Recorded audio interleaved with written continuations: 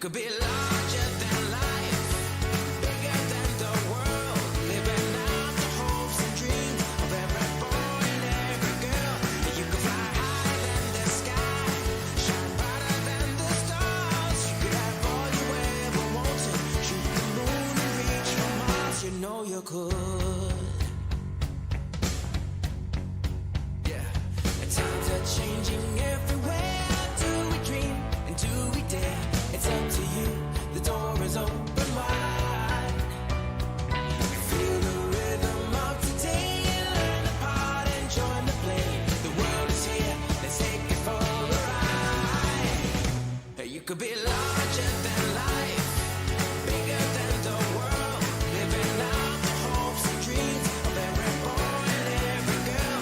You could fly higher than the sky, shine brighter than the stars. You could have all you ever wanted, shoot the moon and reach for Mars. You know you could. Larger, larger than, bigger, bigger than, living hopes and dreams. Every boy and girl, higher, higher than, brighter, brighter than, all you wanted, you know. You could be larger than life, bigger than the world, living out the hopes and dreams of every boy and every girl. You could fly higher than the sky, shine brighter than the stars. You can have all you ever wanted.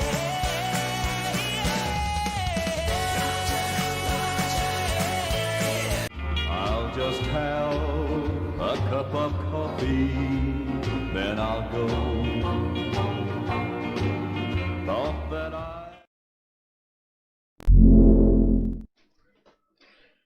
Good morning. Good morning. Good morning. Looks like I've got sound. Everything's green. I've got a nice red face video. I'll talk about that in a moment. And start right off with a nice comment. I'm glad you appreciate the videos. That's why we're doing it. So let me get my Colombian hat on. My Ecuador hat's in the closet. Excuse me. First, you and Solento. Yeah. Look at Rob with that nice big green member badge, showing off, flexing to the world.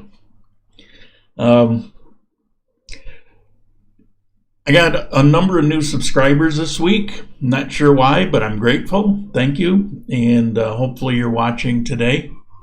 We try to do these every Sunday, especially difficult, working around technical difficulties sometimes, but we're here today, red face and all. And got some new members this week, so welcome and thank you. And look around on the channel because you'll discover some member-only things there. But if I posted them before you joined, you won't see them unless you look for them. After you join, you'll get notification. So, why am I red-faced? Well, some of the technical... yeah. Cut. Clip that. Some of the technical difficulties I'm referring to hit me today. I don't know if you noticed on the countdown before this, for some reason it's saying 8 minutes when it was like seconds away. Not sure what that was, but once I initiate it, I can't really do anything about it unless I shut everything off, turn it back on. So I was able to just turn it off. And the red face. Well, you see, I got this Coffee Time shirt that I bought on the website. And you see here, the yellow looks okay. But you see here, it's all grayed out. It's because of the green screen. And I was trying to get the yellow back in, and I did, but my face was even redder. And in playing with it, trying to hurry to get it done, I actually lost the proper color. I could either be yellow or I could be red. And with the red comes a purple beard, and the shirt, which is black, here looks kind of purplish. So the colors.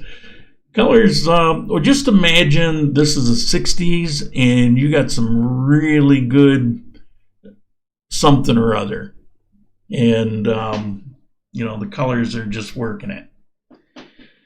So I got a question. Why are you doing so many things? I got a web page, grandcolumbia.live, a bunch of things on there. I got this YouTube channel. I started this membership thing. That's what prompted him to ask. I've got the Patreon page with members there. I'm doing podcasts. I got a blog. Coming soon, you don't even know about this. First time I mentioned it, I've got my first ebook coming out. Right now, it's about 160 pages. Don't know what it's going to end up with. Lots of pictures. So why are you doing all of these things? Don't you have anything better to do? And in a nutshell, no, I don't have anything better to do. What do you do if you're basically retired, but you're a workaholic? You spend your whole life as a workaholic. My work life was I would get up early. To this day, today I got up about 6. That's about average for me. If it's after 6:30, it's kind of late. I would get up and I would go to work, and it's like I'm one of those, if you're not early, you're late kind of guys. And so I'd be there for work. I would work through lunch. I rarely went out to a lunch. I'm the last one to leave, lock the doors. That was my life. And then when I would get home, I would play with the kids. I would do, some things around the house or whatever. But then come 9 o'clock or so, I'm on the computer doing a second job. Back for a while, for a number of years, I was creating websites. I was actually, I swear to God, back around 91, 92, I started creating websites. And at that time, there were only handfuls of people doing it. Now it's like there's billions and billions of people doing it, and you don't even need to have somebody do it anymore. But back then, it was a going concern, and I had for about 4 years, I had around 4,000 clients from all over the world. My favorite was a guy in Australia who sold didgeridoos. And I learned way too much about didgeridoos doing his website. These things back then were selling $20,000, $40,000. They have these, scale of how good they are, and it was crazy. And the big technical challenge then was he wanted to be able to have good sound files so that people could hear the quality of his expensive didgeridoos. Those big, long, aboriginal things. And, the tech really wasn't there for what he wanted. And even today, I don't know that you can really get a fair assessment. But that was life then. And I'd get to bed 2, 3 o'clock in the morning, an alarm would go off because somebody on the other side of the world would contact me for customer support. So I would get up, and for years I was getting 2, 3, 4 hours sleep. I'm doing a little better these days, but for a long time after, it was the same way. So, I've always had at least 2 jobs going on, sometimes 3. When I had businesses, I had a bunch of locations. I've just always thrived on work. And so, I get to Ecuador, and my job for the first year was to recover. And I did, and I started traveling around, and, that's when I got into doing these videos. What do you do if your time isn't, in demand for something? And you need to think about this because a lot of you are retired or getting ready to retire or planning retirement. And so you're watching this. And it's something that you need to think about. Now, I thought because I had worked from the time I was 10 years old up until I landed up in the hospital for a few years, or in bed, mostly in my apartment, and locked in bed, couldn't get out. Up until that point, I was always working. You know, I was one of those guys that when I got out of the Marine Corps, I had over a month of time because I wasn't taking, you know, the time as it came, vacation time. So, you know, I've always been that kind of guy. And when I got healed in Ecuador, the fact that I was, for my own sake, out exploring and documenting originally in photos, and then I started doing video clips, I still had to keep myself busy. You know, even if you're not a workaholic, I suspect that the last thing you want to do is end up living in your apartment like in quarantine, doing nothing with no place to go and nothing to do, and isolating yourself. It's not good for you. I do it on a regular basis because I actually like that. It's good for me, but it's not good all the time. And so I know when, you know, to shake it off and get out there and socialize. And I'll tell you that this quarantine is going on way too long. It's exceeded my boundaries. I can go a couple months, but we're in our 4th month now. So it's too much. But that's the answer to his question. When he asked me why, you know, my answer is why not? You know, you got to do something. And so that's what I'm doing. And it just kind of keeps expanding. And it keeps expanding because people keep asking me, can I meet up with you? Can you show me around? I'll pay you for the time. Well, you know, I need this new such and such. So sure. You know, so it just keeps growing. So, you know, I've got this little empire happening here. And it's fun. It's fun. It can be tough sometimes, but it's fun. So today I want to talk about news. Am I still running? It says I'm in the green. Somebody hit something in the chat, so I know everything's okay. You never know, but you know, I think everything's been running pretty smooth except for the red face. You like my lack of haircut? I mean, it's getting there. Okay, awesome. Thank you. I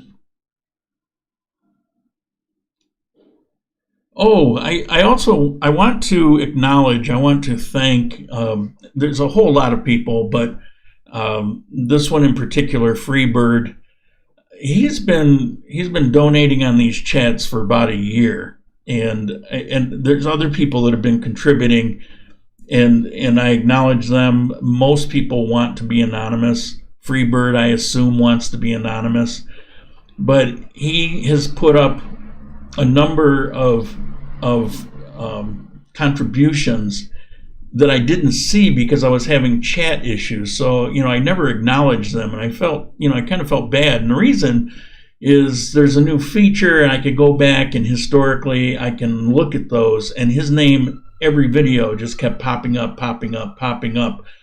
And I could see, you know, it's like I just failed to notice because my chat's not working right, or I can't see. Now I can. I've actually got 2 screens here. I've got this one, and the chat is like this big. And then I've got the program that I'm recording off of. So it was never intentional, and it's greatly appreciated along with everybody else. I want to hit some news topics today I think you'll find of interest, since we're here to talk about South America and not me so much. June is kind of relaxed restrictions in many places. Not so much here, but like in Pereira, somebody who got there right about the time the quarantine started, just moved here. And so he's been trapped there. He tells me, and he's been watching these videos regularly, but he tells me that the cedula with 1 or 2 days a week deal, they dropped it. So he can go to the store every day of the week. Now, most places, including Armenia, has this exercise provision where you can go out 7 days a week for 2 hours a day and exercise. Here in Armenia, you could kind of go out anyway. I mean, that wasn't the problem. The problem was when you go out, there was nothing to do, nothing to see. That's starting to change, and a lot of businesses have gotten a blessing to open up. They're still way behind the curve, and I read somewhere that Colombia is like one of the last countries in the world to open up. I'm not sure exactly, but the flights are supposed to resume September 1st. I don't know. It's been sad here. I'm not going to end on this note. I've got some other things to cover, and I hesitated this because I've had some pretty downer videos lately. But truth is truth, and you got to do something. But I've got a personal friend, and it wasn't so long ago when we had that party up on the roof of this building, and there was 5 or 6 gringos that showed up, and there was probably 30 or so locals that showed up. A lot of people from the Condil University, a couple blocks away, and she came.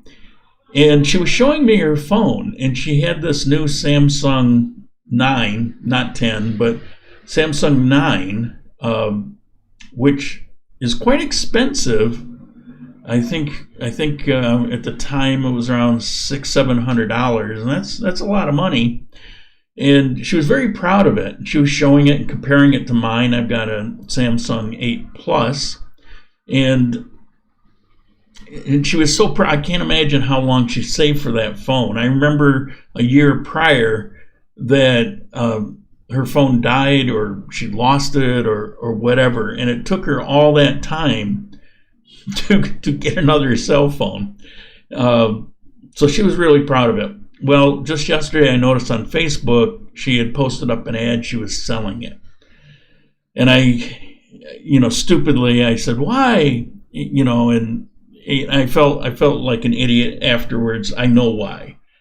Things are really tough here for a lot of people. As a matter of fact, I was just reading in one of the Colombian newspapers. There's a small town not too far from here. I apologize, I can't remember the name of it. It's a small rural town, but there were 9 kids that died from hunger. And, it's a serious problem. Now, less so here than in Ecuador, but it's a problem. It's a real problem here. Also, I want to answer, last week somebody said, the military's coming, and, is it a ruse for Venezuela? And I don't know. So there's some comments about it. I didn't know anything about it. So, of course, I went and looked, and I was surprised. Yes. 800 U.S. military arrived in Colombia on June 1st. They're not on the Venezuelan border like it was reported, or he thought, or read, or whatever. They're actually in the 4 areas where these groups are located. These narco pseudo-socialist criminals like the FARC, used to be FARC. And these are all run by the Mexican cartels, and they're in these areas. And one of the areas, probably the worst area, I think it's tied now. There's one on the border of Colombia and Venezuela that has really gotten bad, and then the one on the border of Ecuador. There's actually 2 down there, but the one that's near the ocean on left side of the map, and then the one north of Colombia that's on the right side of the map. So there's two areas on the north, two areas on the south. And the military has come in to do operations with the Colombian military. That's not new. That actually has been going on forever. And so once I read the article, I wasn't surprised. I just had I don't know, when he mentioned it in the chat, I hadn't heard about it, and it sounded like they were staging for something to do with Venezuela. And that's not what's going on. So, yes, it's true, but it's actually a lot more routine than the impression was.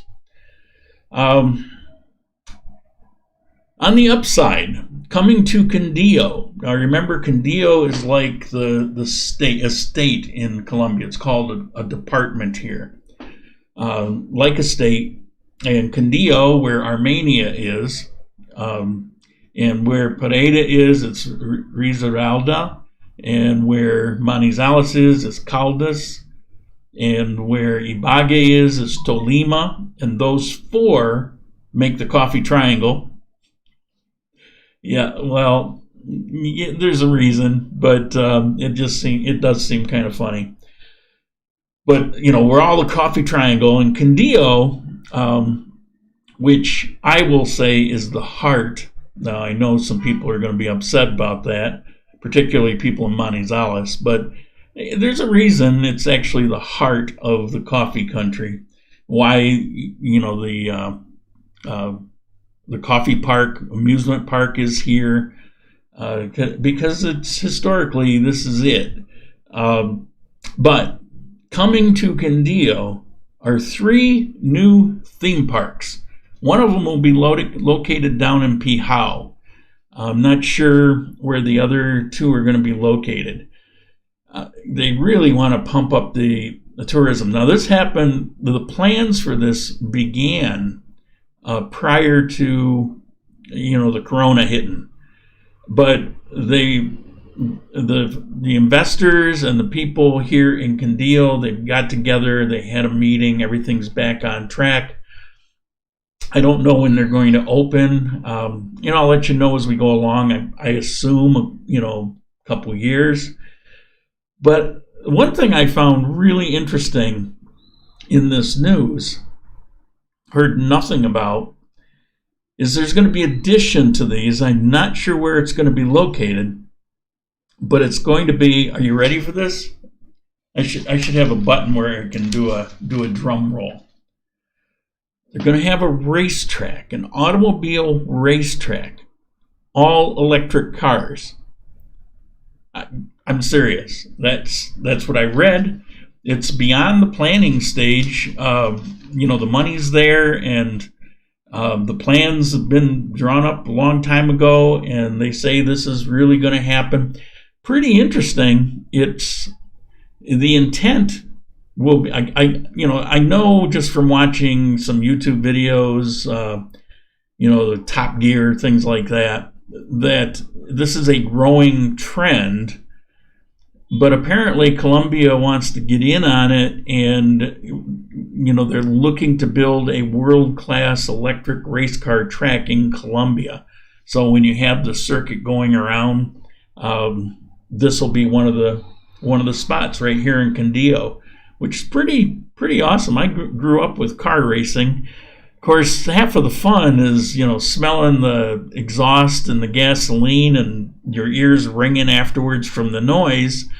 So I'm not sure how exciting it's going to be as they go. But it's cool anyway. So I'm looking forward to it. I want to mention the San Martin Foundation, Fundación San Martin in Cuenca. That I've mentioned it a few times. I was a founding member and officer. I've resigned as an officer, but I still help them with some things, social media things. Yet another job. And we posted up last week with air funding because they can't do U.S. crowdfunding things because they require a U.S. bank. And the bank is Bank of Pichincha in Cuenca. Yes, they also have branches here in Colombia, but it's based out of Ecuador. And so we set it up with air funding, and this last week we received donations of $440. This is for the kids that we used to help get back into school, and now we're really focusing on getting food in their belly because it's such a serious problem there. And you say, well, that's all well and good, but why not here? I'm living here in Colombia. Why am I not doing something like that? Well, first of all, I'm in jail. But it just kind of feels that way. Four walls are closing in. But there's many local sources here already. Colombians are a very generous people. They're very aware of other people. It's not a selfish society. And there's already a number of groups that are getting food and assembling it and handing it out. Not in that small town apparently, but people have to kind of take care of their own or let other people know about it. And here in Armenia, there's a lot of groups. Now, there's still some falling through the cracks, and I know that. But there's a government program here that if you sign up for it, you get 3 payments. Adds up to 450,000 pesos or something. It's basically grocery money, and a lot of people never signed up for it. They're advertising because there's deadline on it, and there's like a week to go, and there's still a lot of money left over, and a lot of people, just based on the number of the population, they're not signing up for it. That's funny. I like that. So that's why, because you kind of have a handle on it here. When I was in Cuenca, when we originally did this, there wasn't much going on. Now there's a few organizations there. There's a handful that are doing a lot of things that mostly started because of the Venezuela situation. We did this, prior to that. And we were one of the early ones, except for a crooked one who supposedly had a heart of gold, but absconded with millions of dollars of kind-hearted donators, and ran from the country, which just put a lot of people, on a very skeptical, skittish footing in Cuenca, and it's completely understandable. And we've been running up against that, but we've been very transparent. Nobody gets a salary, and everything except direct costs. Like if you have to pay somebody to take a truck somewhere, that's got to get paid for. But aside from direct costs like that, which is minimal actually, a lot of times they'll just jump in a taxi, pay it out of pocket, and do what they got to do. But there it was necessary, and here, well, it's necessary, more the merrier, and all of that. I got my hands full, and I'm still dealing with that one back in Cuenca, and there's a lot of people here carrying the water. So that's why. A little more news.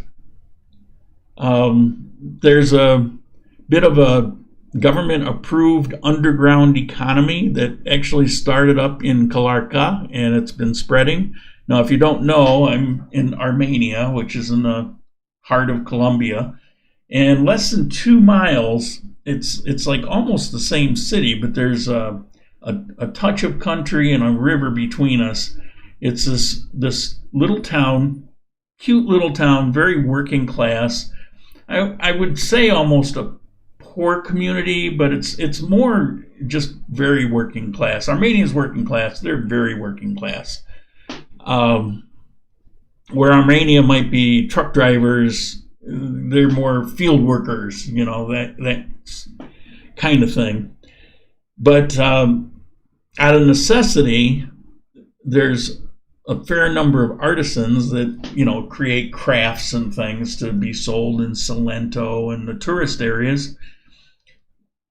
And they haven't been doing anything, obviously. So they've been joining together and basically bartering their crafts for food.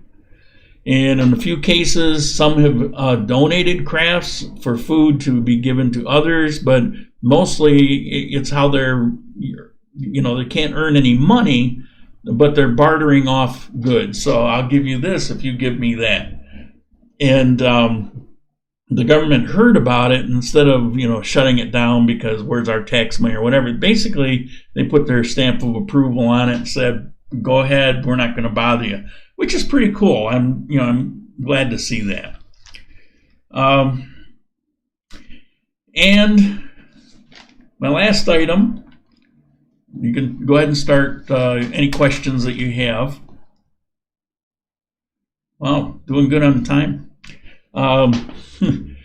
About 30 minutes before I started this video, I had no idea what I was going to talk about. I had to stop and think about things that I had read and seen and thought about and talked to people about over this past week and jot them down in my scribbled. Oh, look at, you can really see how messed up that green screen is. Anyway, let's see if I can fix it for next week. So there's marketing plans here in Colombia, and there was a meeting in Bogota for Condillo to roll out this. All right, think of this. I love New York. Remember that? I love New York. Only, what is it? Only lovers are in Virginia or something. Virginia's for lovers. You know, these states would do these marketing campaigns to sell their state. And I Love New York was pretty tremendous because everybody's kind of copied that idea, and it's I heart all kinds of things. Well, they've got one here for Condillo, and like I say, they met up in Bogota with various people involved in putting together something like this. And basically, it boils down to the best specialty coffees are in Condillo. And that's pretty true. So it's, you know, and yes, they make some good coffee in Manizales. They make some good coffee in Tolima. Yeah, sorry. It's a funny comment. But here in Condillo, it's amazing how many boutique things there are. As a matter of fact, see this background? Let me move my head here. Jukka, see it? In the Jeep. This is a coffee farm not far from Armenia that's fascinating to go visit. It's amazingly beautiful. I actually have a couple other pictures. Let me click through a couple here. Same coffee farm. And one more. And they don't just do coffee. Intermixed will be plantain or banana trees. You'll see mangoes. They tend to jumble up their things, which is a good thing. But this is an amazing one, and there's just a zillion of these coffee farms that market their own coffee under their own name. Like my favorite is Sorrento, not Salento, but the coffee is Sorrento, and it's my favorite coffee. I love it, but it's not the easiest to find. It's just a local. You'll never get it out of the country. It's hard to find it here. I can only find it in one store, and they don't even always have it. So I try to keep an extra bag when I can. This last time, I get the beans because you can store it longer, grind it up, and you know it's fresher, and you can taste the difference. But this last time I couldn't. All they had was already ground, which is nice. It's convenient, but I'm already noticing 3 weeks into it, it's changing a bit. There's nothing like really fresh coffee. But anyway, that's the new plan. It'd be interesting to see that roll out. Listen to whatever jingle they have. Let's see what we have here. U.S. troops on foreign soil, also here in D.C.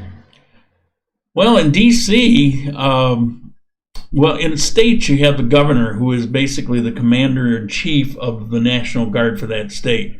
In D.C., it's actually, they don't have a governor. It's actually the President of the United States who is the legal commander-in-chief of the nation's National Guard that he can call into D.C. Now, he can't do that in other states unless he pulls out the old insurrection thing, which has been done more than half a dozen times. I wasn't prepared for this, but I am kind of a history buff. And I'd say more than half a dozen, less than a dozen times in the country's history where the Insurrection Act has been invoked. And the president has absolute total right to do that, hasn't done it, which is probably a good thing. But it is sad to see, that the cops were overwhelmed by all these criminals, tearing things up. The National Guard probably would have been a good idea for day 1, 2, or 3 in these other cities, and maybe things would have calmed down a lot quicker. But, it looks like it's calming down now, so that's a good thing. We'll see. I'm living here. I do pay attention to what goes on. In Medellin, near the stadium, they have 12 clay tennis courts, and you can play $30 a month. They have something like that in Armenia. Do you know anything about golf courses there?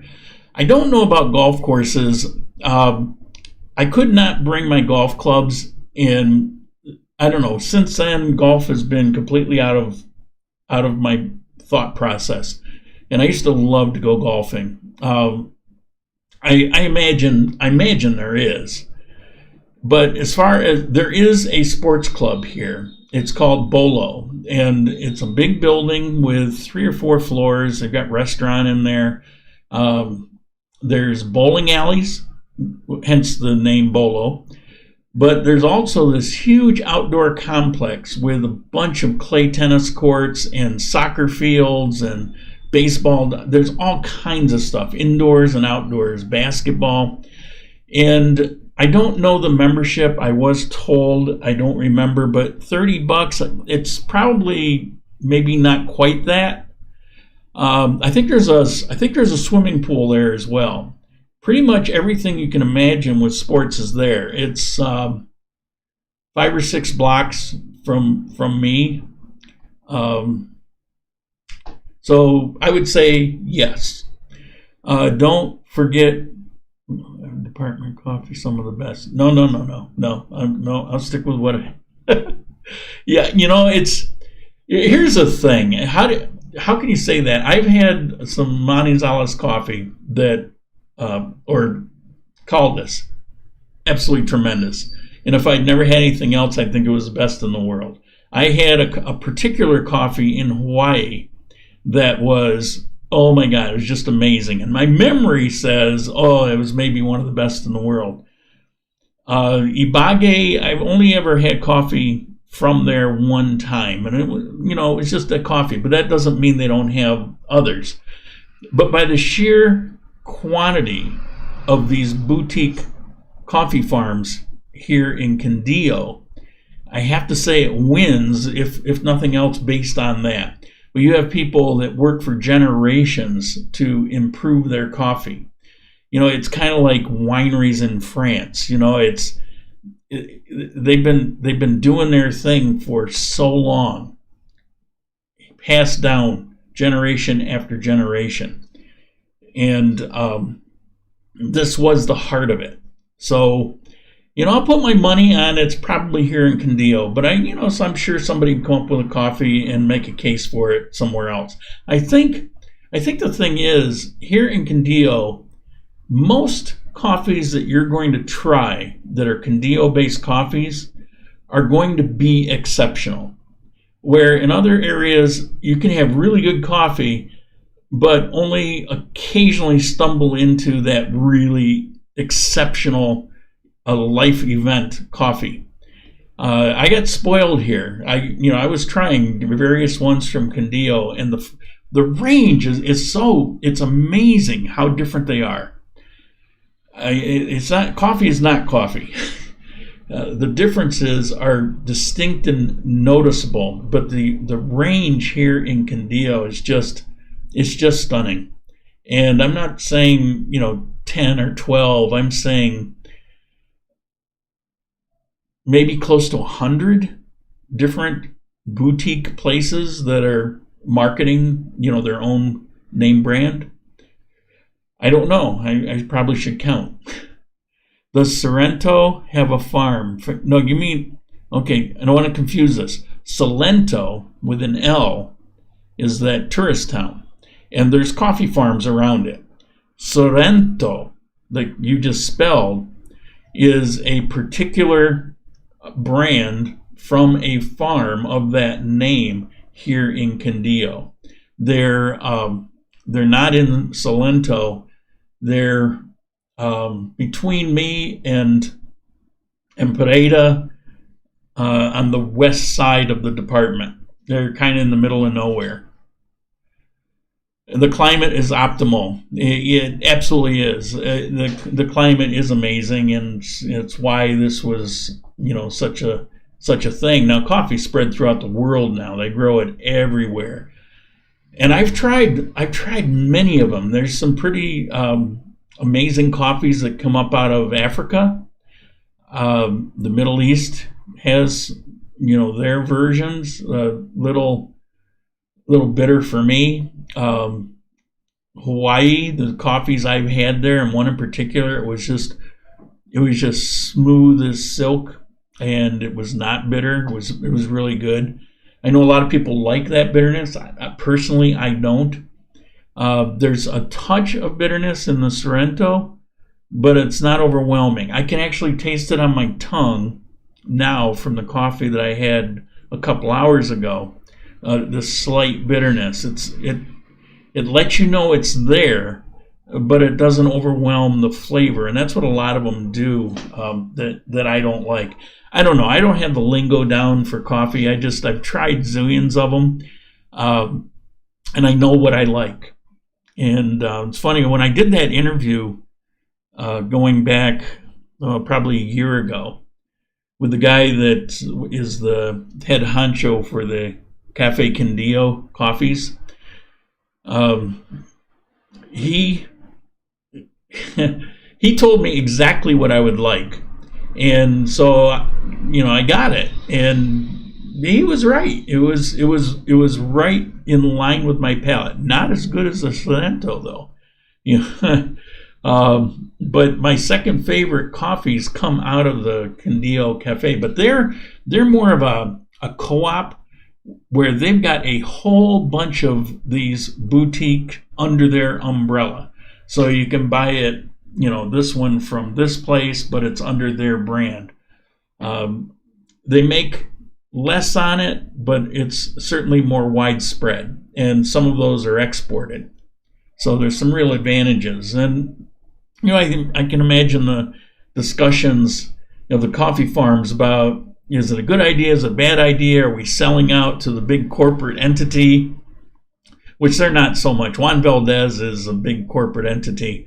Cafe Candio is still small co-op type farm level, which is why they're not as big. I mean, Juan Valdez, they were the thing. They were the outfit that bought the coffees hundreds of years ago and put in the effort to market it and came up with the Juan Valdez, who actually never existed, and the donkey and the whole image with the coffee bags on the back of the donkey.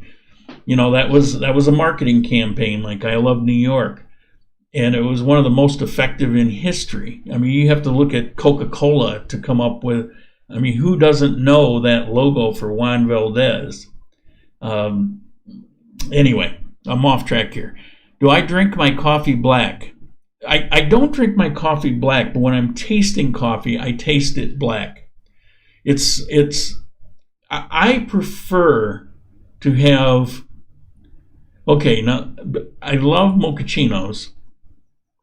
I got hooked on mochachinos when I kept getting, in the United States, I kept getting these bitter coffees. And I don't like them that bitter, as I said.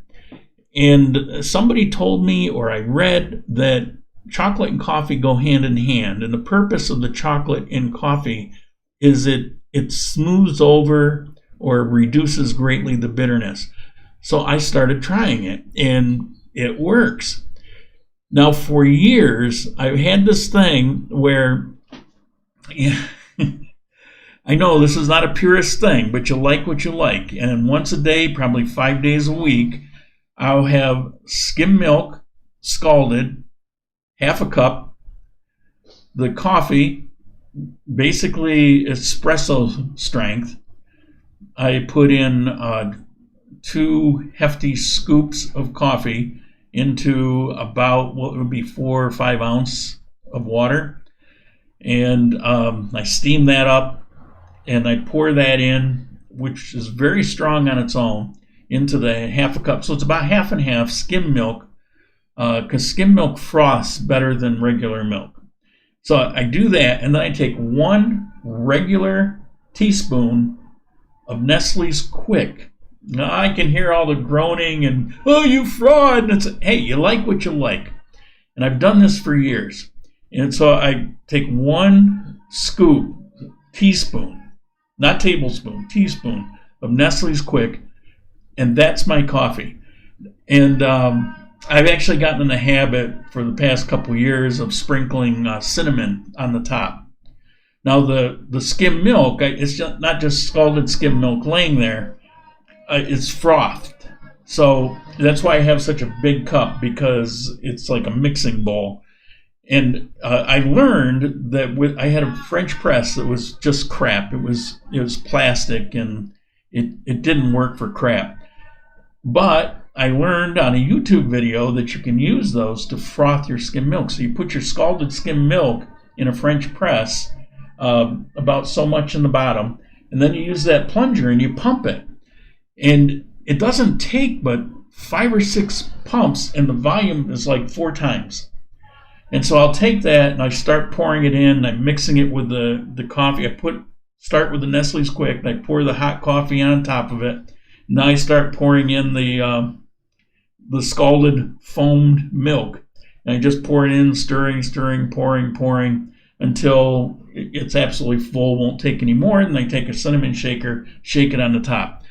I adore that. It's what I love. But if I'm tasting coffees, I'm going to taste basically espresso strength without anything else, and try it that way.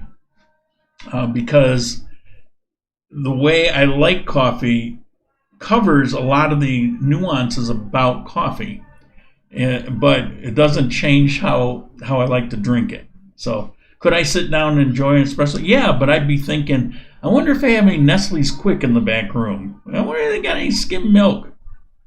You know, we like what we like. I'm not a big coffee drinker. Like I said, it's once a day. It's in the morning. Never drink it in the afternoon. I never want more than what I do. For years, I didn't drink coffee because back in the day, you know, coffee was just so nasty. It's like, why would anybody drink this crap? So I want to live in a small town like Apia. When I come in September, October, what problems do you see living in a small town? Safety, transportation, banking, internet? Your thoughts?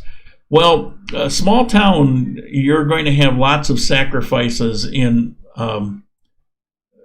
transportation, mostly internet.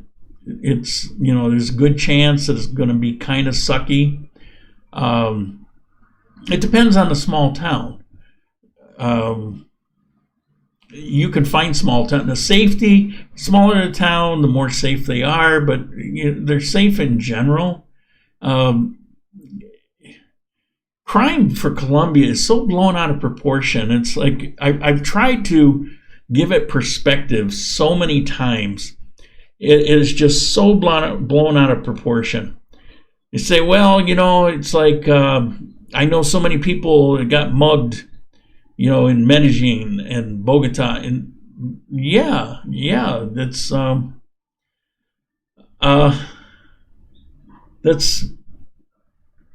that happens. It happens everywhere, So crime is so overblown here. Crime exists. Crime exists everywhere. The bigger the city, the more anonymous people are, the more apt you're going to have crime issues. But it's no worse than, most places that are considered to be safe. I never feel threatened here. I never really feel threatened much of any place, but, I'm aware of things, and there's just not much going on here. Is Armenia opening malls soon? God, I hope so. There's some things that are open now. I mean, you can go into the mall, but most of it's closed down. I mean, you can go into the bank, but you can't go up to the coffee stands, and it's hit or miss. There's a lot of things that are open here that aren't supposed to be, and it's kind of been that way. I would say by the time this month comes to an end, Armenia should be opened up. Somebody let me know. I'll get to these questions here, but my sound bar, every once in a while, is pegging out red and kind of getting locked there. Is the sound excessively loud, or does it get distorted? Maybe I need to turn it down a little bit. Went to Plaza Bolivar, Pereira, the other day, and the teachers were protesting. They're always protesting. Teachers are always protesting. Carrying a sign says, "Yankees go home." Not many Yankees here. What's the problem? I have no idea. Never seen that. I would probably take videos of it and laughing. I can't imagine, what the deal is. Most people say, "Yankees, please come," because it's tourist dollars. Condillo was and still a coffee territory. Atlantic and Pacific Tea Company from New York had coffee processing center in Armenia, many other towns. My dad worked for them for many years.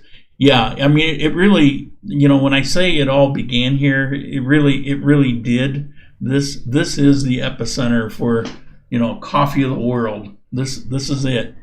Have you tried raw cacao in your coffee? No, haven't. Probably wouldn't like it because I'm told it's bitter in and of itself. But I don't know. Maybe people say all kinds of things, and who says it's true? I can't get over this blue beard. My hair, which is brown, is kind of blackish blue.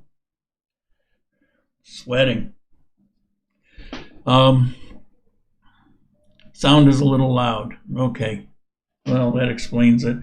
These meters don't really lie. Let me try that, see if that works a little better. I think I turned it up last week when somebody said that it was too low. And then a whole bunch of people chimed in and said, no, it's in sync and the volume's good. The software is so freaking complicated. It never ends. The learning. For the last few months, I've probably learned what I would learn in a school on this one particular piece of software over the course of a year or so.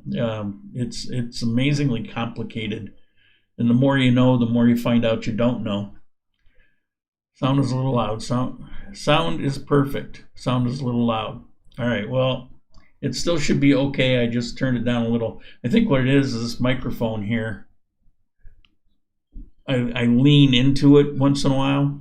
I probably should just kind of lean back so you can see my weird green screened coffee time. I think it's all the yellow is in the spectrum of the green, and so you can see the coffee farm there rolling around in my emblem. Wouldn't that be cool if I could get a t-shirt to do that in real life? Well, let me tell you about this. This t-shirt came and the letters were kind of blurred for Grand. It's just wasn't the quality it should have been. So I wrote them off of nasty letters. And what are you doing? Oh, we're so sorry. And one excuse to the other. Everything's coronavirus. But they're sending me out a new one done properly. And they said, oh, you can keep that one. Well, that's good because I've been wearing it. But they're sending me out a new one. And for whatever reason, because I'm down here in Colombia, they never sent my coffee mug. Well, I know what the reason is. For a while, shipments coming into Colombia, I think for a month or so, didn't happen. And then they opened back up. And then I think they just didn't keep going back and rechecking. Of course, they're a big company and they're dealing with people all around the world. And they probably said, well, we're not going to check every country to see when they're open. And so, people, I don't know, I'm guessing. But anyway, my coffee mug is on its way also. What else we got? What do we hear?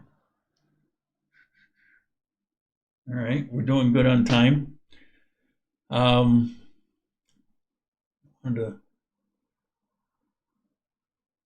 you hate it when you have a thought and then it just kind of escapes? Any other questions? Last call for questions. A little update. I mentioned AeroPost, which you can just take any link. Like if you see something on Amazon, take that product's internet address and just plug it in there and you can buy it through them. And I had 5 items in total that I'd been waiting to get for quite a period of time. And I did one test item and it worked out great. So I did those 5 last month, less than a month ago. And they all worked great. They all came in really quick. I would say for the most part, 10 days on the outside, 8 days was typical. One item though, they have this cool feature where they take photographs of the packaging and inside for customs, so they open it and they take photos inside. And you can go on the internet to their website where you can look at the tracking and you can see those photos. So I see this one and I click on it. It's not what I ordered. So I go back and look and they had the right thing in AeroPost, but the supplier who I chose through Amazon sent a cheaper thing for the same money. And so they have 100% refund, but I noticed that it was actually still sitting in Miami, getting ready to go on the airplane to come here. So I pointed out to them, and so they put a stop on it coming to return it. Within 2 days, I had the money back in my bank account for it. And it was one of the most expensive things I bought. It was like $65. Everything else was like cheap. But there is one thing yet to come. And, so that's supposed to be here Monday. There's been a long delay on it. I don't know why, but it's yet to come. When it comes, maybe I'll do an unboxing because it's kind of interesting. And I'll be using it, like everything, I'll be using it for the channel. S. James, $5. Thank you very much. I definitely appreciate it. And a reminder, remember guys, you can join the channel, the membership of the channel. It starts at $1.99 and it's got 4 different levels. The last level is really just for people that are planning on coming here and need some help. But there's 2 levels after the first one. but there's different things going on that I'm working on. I've got some behind the scenes videos, things that are not necessarily about Colombia, but about the channel. More behind the scenes, insider info. We're also doing once a month a members only live chat like this. I forget what level, but you can look it up. We're going to have Zoom video calls as members. So, you definitely want to consider that. Thanks for the Nestle quick ideas. I've been doing that since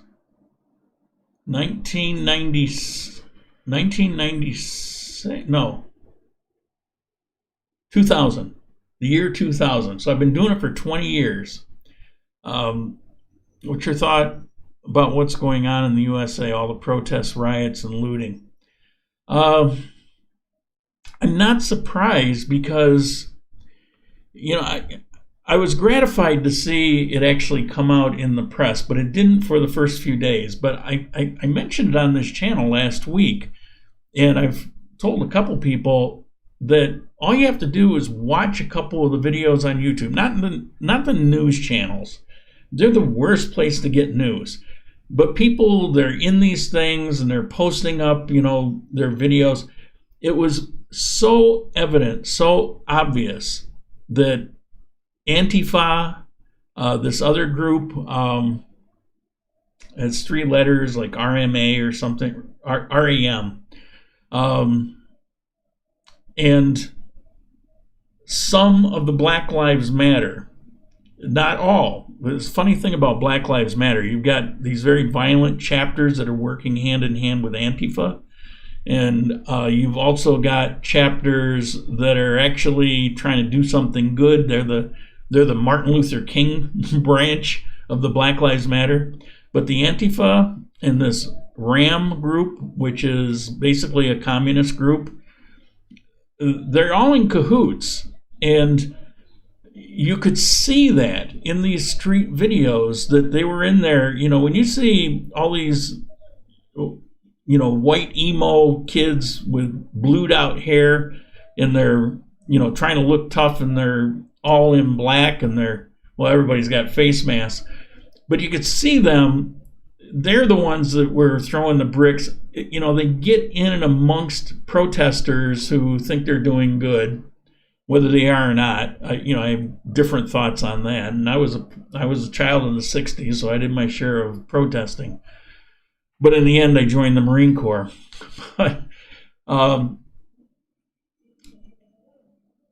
it was so evident that you had these protesters were infiltrated. You could see it, video after video after video. Couldn't see it on the nightly news. You wouldn't see it on CNN. But this is what you could see. It was so obvious. And now I'm glad to see that they're talking about. There's actually investigations into it, because this has been going on for about 4 years prior to Trump. This Antifa. It goes back to the Occupy Wall Street, which is 5 or 6 years now. That's when this all began, and it's definitely an international movement, and there's a lot of big money behind it. There's a lot of big money behind Black Lives Matter, in Antifa, and in this RAM. They are not white supremacists. They're of all colors. Antifa is mostly white. Black Lives Matter is mostly black. But the common theme is anarchy and socialism. And personally, I think they're just a bunch of criminals, and they need to get what they deserve. And I actually have some sympathy for the police when you don't know who's going to come. I mean, we're seeing snippets of these things that just, they look horrible. Like, they tear gas these poor religious people that were praying publicly. Except, what they leave out is that these crowds were infiltrated. They were out past curfew. Now look, if you're having a problem with violence and you're having people getting shot and stabbed and bricks thrown at them, getting beat up, and some of the protesters are getting this too. If the government's trying to get a handle on this and they put a curfew on, even if you're a protester, sit your ass at home. But they were going out anyway. While the cops are trying to address the problem people, they're there putting themselves in the middle of it. I mean, for those people, I don't have a lot of sympathy. There's one going around, it's like, oh, this poor 70-year-old guy. You know, the cops came up and out of nowhere pushed him back and he hit his head and somebody said blood coming out of his ear. The guy was holding a helmet in one of his hands, and he went up to the cops as they're trying to enforce this curfew. He goes, and right behind him is Antifa, 10 steps away. He goes up to the cops, into the cops, and he pushes the first cop he comes up to. And so they pushed him back, and he went flying backwards, hits his head. And all you're seeing on Facebook is a poor guy, and the cops are vicious, you know, how horrible. As far as I'm concerned, the guy deserved it. I mean, how stupid are you to be out, you know, during a curfew with all this stuff going on, when cops getting stabbed in the neck and all kinds of terrible things are happening, to break curfew, go out, walk up to the police and push one. And that's also in the video, but apparently people want to be blind to that. They only want to see what happened after that when he got pushed backwards. If I'm the cop, you know, I'm pushing the guy too. Get out of my face. I mean, you got a helmet in your hand, which I got a missing front tooth from a fight. I was on a bike. Another guy was on a bike. We had a little bit of an altercation. He hit me in the face with a helmet. Face burst into blood. That was back in my bad days, back before I got fat and weak. And so, you know, helmets are a deadly weapon. I know firsthand. And so that whole thing is ridiculous. And you see time and again, and again, this is stuff you're not seeing on the news. You're not seeing this stuff. I saw these piles of bricks that they are now exposing and everybody's talking about. What was it, last Monday? The first day I went on YouTube when this stuff, I think it was a day after stuff really broke out and it was spreading to other cities. And I was on a YouTube video where a guy was pointing out and said, look, somebody brought these bricks here. You don't just see bricks in the middle of whatever street it was. And it wasn't New York City. I'm thinking it was Kansas City, but I won't swear to it. But, you know, and then I saw a couple other videos where there was this thing with baseball bats next to a tree. It was like this container, like a golf bag, but it was full of baseball bats. And you see more piles of bricks. I mean, it's all there. You can see all this stuff. It's obvious that it's infiltrated and it's stirring it up. So you're taking good people out complaining about something, you know, rightfully so. There's certainly issues, although it's not systemic. You know, when you have hundreds of thousands of police to come up, you know, 5 times a year with incidents that are horrific, the statistical count of that says then the vast majority must be good or we'd be seeing a ton more. You know, you're going to get some bad apples here or there. You also have murderers. You also have, you know, people that kill other people and eat them. I mean, does that mean that's what society is? No. So, you know, I don't know. This stuff is just, it's all there. But then, you know, if you, God forbid, check the news channels, you see an alternate reality. And I'm not saying, you know, I'm not even talking about a Republican and Democrat or what. You know, forget that. What's real is real. You know, you can see what you see. And it's obvious that you have people trying to destroy cities. They're trying to hurt cops. They're trying to hurt anybody that's in their way. They're trying to make headlines. So anyway, sorry about that tirade. You're correct. I thought I was the only one who noticed that about the guy. Yeah, well, it's so freaking obvious. But people get into this narrative in their head, and they become blinded to what's right in front of them. The cop didn't do anything wrong. Yeah, the guy's hurt, and it's a damn shame, but he shouldn't have been there. He put himself in that situation. So basically, it's like Hunger Games. It was all set up, the bricks. Yeah, I think a lot of people are seeing it if you get away from any of the news channels. It's mainly students and young people who didn't get the chance to vote for Brexit or protesting in London now. It's going to spread around the world because this is a world movement. I did some digging, and it's hard to find, but I actually posted up on Facebook. I think it got pulled down. A recruiting video went on for about 2 minutes, and you can find it on my Facebook channel, I think. It may have got pulled down. I got a warning thing about it. But they're actively recruiting, and they're not shy about what it's for. I mean, it's basically it's bring it all down, burn it down, and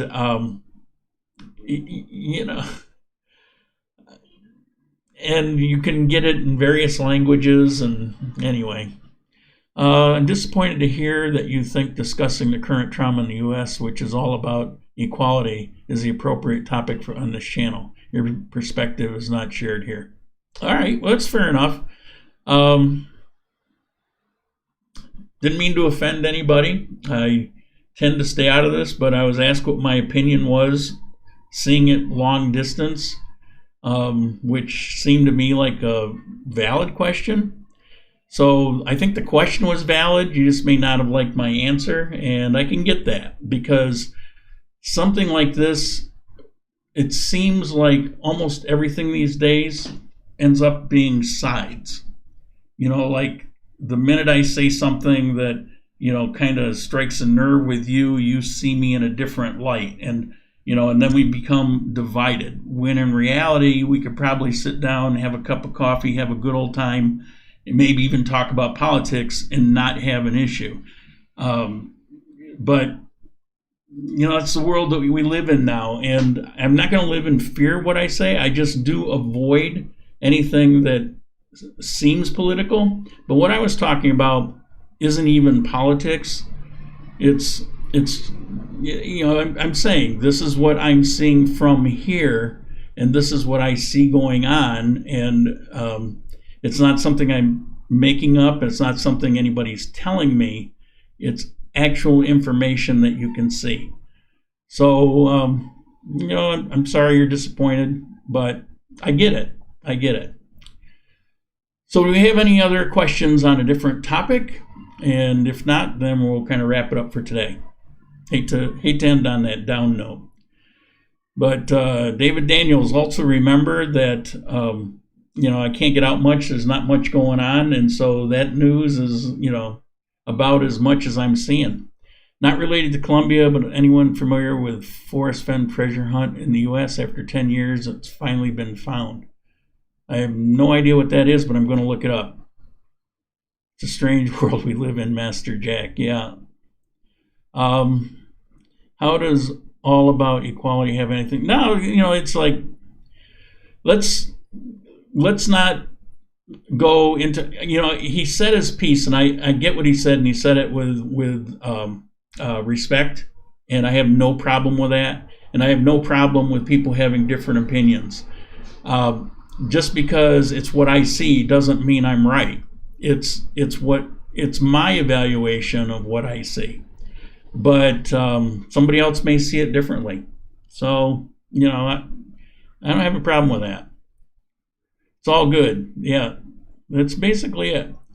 I remember being able to have full conversations where people didn't have to agree on anything. And he didn't name call either, and I appreciate that, he stepped up and, said what he said. I can sympathize with where he's coming from, because everything has been so politicized that even saying some things like I said, which were very non-political, can kind of touch on how things have been made political.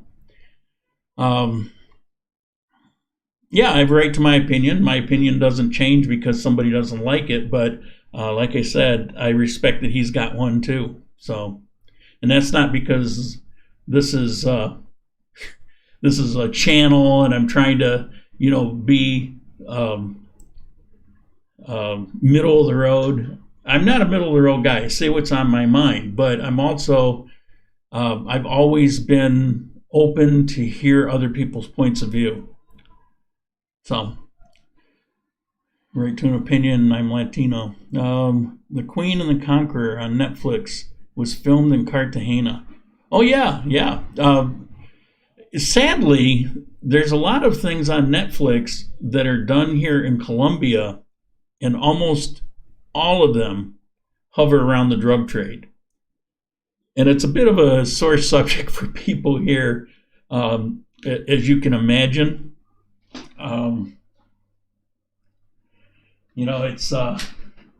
It's like, God, can't you talk about something else besides the drug trade?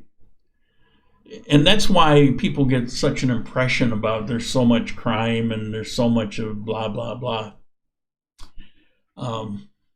So, all right. Well, I think that's it for today.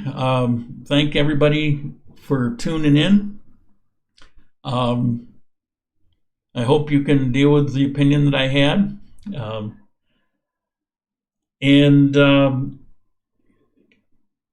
Please keep the messages and emails coming. I need some help. They still are. I need some help with ideas for this month of June. Things that you want to hear about, things that you want to know that I can come up with. I'm working on a big project right now. I hope it comes out the way I have it imagined. It usually doesn't. But it's about the biodiversity of Colombia. And, the first thing that come to mind is, it's tree hugger or it's save the planet or whatever, because everything gets divided into politics. But there's some amazing things about Colombia that I want to address, and it all falls under the heading of biodiversity. And I'm excited to do it. I've been gathering up information and reading a ton. I'll be doing probably a slideshow. Just spit all over. That's why I got a spit protector here. I've got photos. I've probably got 50 or 60 photos gathered right now. So I'll probably do a slideshow and talk about the topic. It'll probably come out to be something like a 6 to 12 minute video, but it's a fascinating topic, and I think if you're planning to come here or to live or to visit, this is a topic about some things that you may have never even considered that you're going to want to see, places and things that you're going to want to see. I did the interview with the birding guy last year that I thought was an awesome video. Guy was amazing. His story is just amazing. He's quite the entrepreneur. And that video is hardly watched. I think it's like a couple hundred views. And when I was done with that, I said, man, this is really good information. So I'm going to try to reintroduce that interview when I do this next one. And I'm going to try to make it interesting enough to where people will actually get the point, get what got me excited about it. First or second greatest biodiversity on the planet. Brazil is first, technically, but for the size, no one's close to Colombia. So anyway, that's coming up. I tried to get it out for Thursday, but this last Thursday, there's just so much to it. And, when you finally see it, it'll be distilled down to my usually lack of talent. It will never be, what I have in my mind, but it's still a good topic. I'll try to make it interesting. So that's it for today. Thank you all for coming, for watching, for contributing, joining the membership, all the things that you do to support the channel. It's greatly appreciated. and it's what keeps everything going.